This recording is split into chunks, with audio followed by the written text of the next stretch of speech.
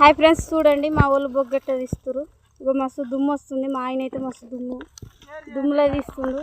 Subscribe చేయండి, share చేయండి, జర మమ్మల్ని సపోర్ట్ చేయండి. మేము ఎంత బాధపడుతున్నాం చూడండి. బొగ్గు మాట్లాడినా చూడండి, బొగ్గు సుంటిదే తీసిరి రింగు